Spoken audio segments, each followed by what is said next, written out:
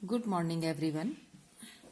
बच्चों, आज का ये जो वीडियो है ये आर्ट इंटीग्रेटेड के ऊपर है, कला एकीकृत परियोजना। तो आज हम इसके ऊपर बात करेंगे कि आर्ट इंटीग्रेटेड क्या है और हमने उसको बनाने का हमारा क्या तरीका होता है। तो आपको पता है कि आपके 80 मार्क्स की जो है थ्योरी होती है, ठीक है, और उसके बाद 20 मार्क्स आपके ये आर्ट इंटीग्रेटेड और एएसएल, ये दोनों मिला के आपके 100 मार्क्स का पेपर बनता है। तो एएसएल की प्रैक्टिस भी आपको होगी, कराई जाएगी, और लेकिन सबसे पहले आज हम आर्ट इंटीग्रेटेड के ऊपर बात करेंगे, जिसको हिंदी में कला एकीकृत परियोजना कहते हैं।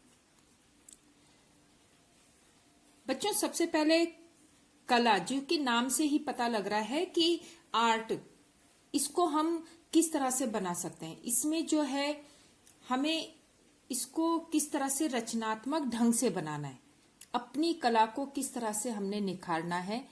किसी बात को हम दूसरों के सामने प्रस्तुत कर रहे हैं तो उसको कला के माध्यम से कैसे बताना है, तो ये चीज हम इसमें करते हैं।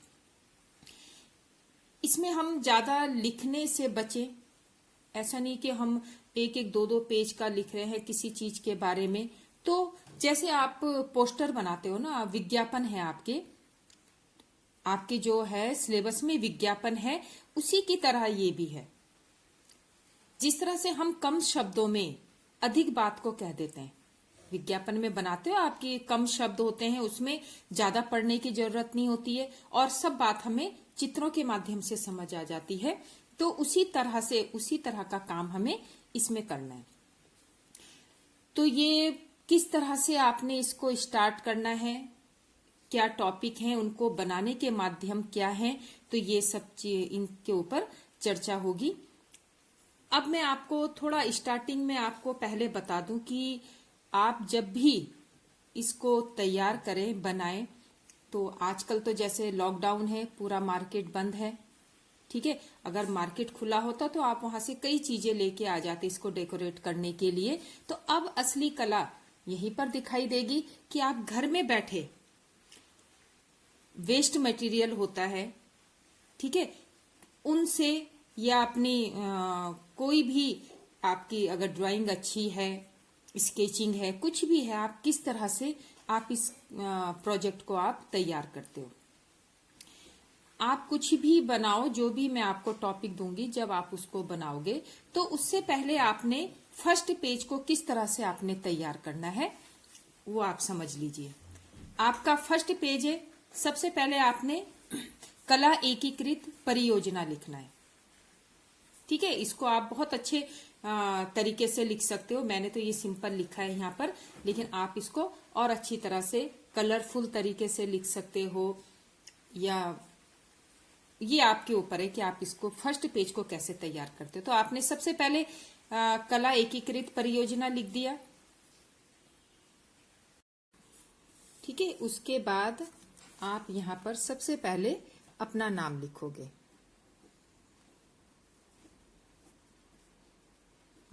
नाम लिख दिया, उसके बाद आपकी कक्षा,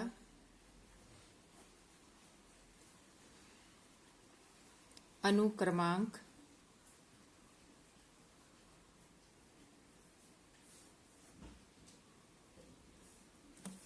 ठीक है। अब आपका विषय क्या है, ये विषय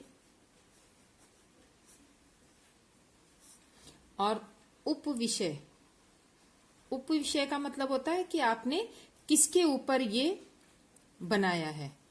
जैसे जो भी आपका टॉपिक होगा उसे आपने यहां पर लिखना है कि किसके ऊपर आप इसको आर्ट इंटीग्रेटेड को बना रहे हो, ठीक है। ये हो गया आपका। अब ये फर्स्ट पेज हो जाएगा। यहाँ पर ये बहुत अच्छे तरीके से आपने अपना नाम लिखना है, क्लास लिखनी है, अपना रोल नंबर लिखना है और विषय लिखना है, और उसके बाद उप विषय लिखना है। अब आएगा आपका सेकंड पेज, उसमें आप लिखोगे विषय सूची। आपने किसके ऊपर ये कला एकीकृत परियोजना का कार्य किया है, उसमें आप लिखेंगे विषय सूची। ठीक है। अब विषय सूची में क्या क्या आएगा कि आपने इस प्रोजेक्ट के अंदर, इसके अंदर आपने क्या क्या चीजें दिखाई हैं। एक मैं आपको बताती हूँ, एक टॉपिक है आपका विषय सूची में आएगा आपका, जैसे उत्तराखंड की संस्कृति।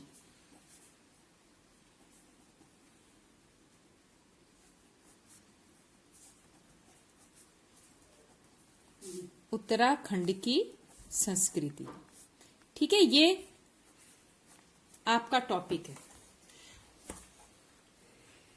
बच्चों, हम उत्तराखंड में रहते हैं, हमारी क्या संस्कृति है, इस चीज की जानकारी आप सबको होनी चाहिए। तो ये मैंने आपको दिया बनाने के लिए। तो आप इसमें क्या क्या चीजें रखोगे।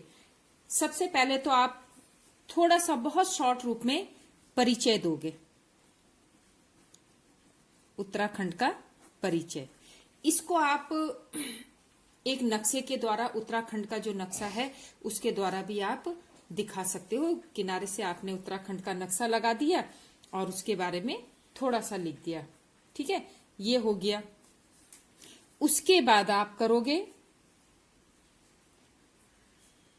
कि यहाँ का खान पान, आपने इसके अंदर बताया है कि उत्तराखंड का खान पान कैसा है, क्या है। फिर हैं आपके लोक नृत्य,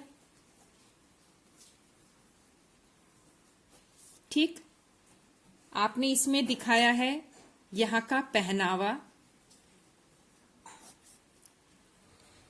आपने बताया है यहाँ के दार्शनिक स्थल।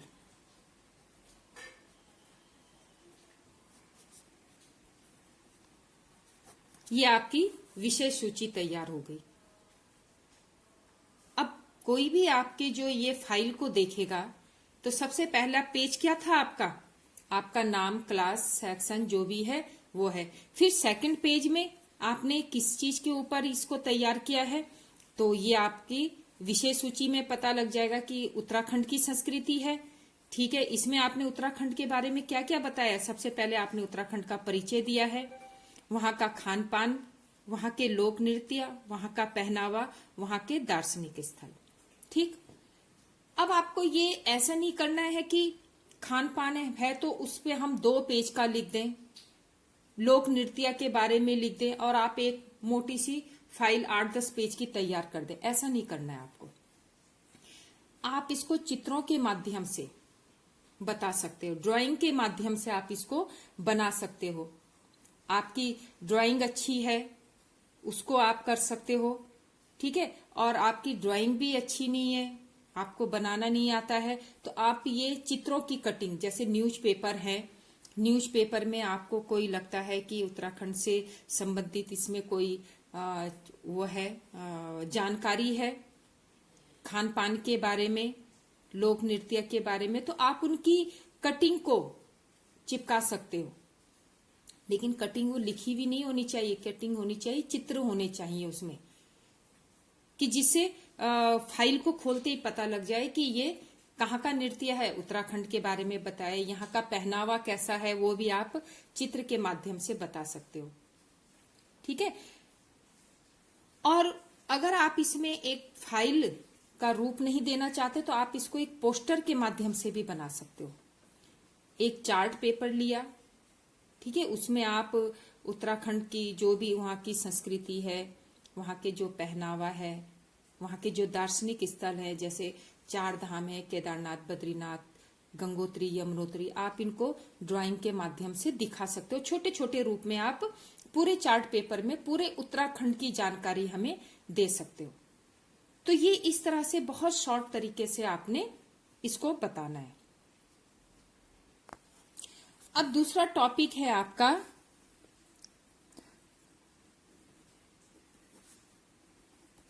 कोरोना का कहर, जिसको आज हर कोई झेल रहा है। इस कहर को हर कोई झेल रहा है।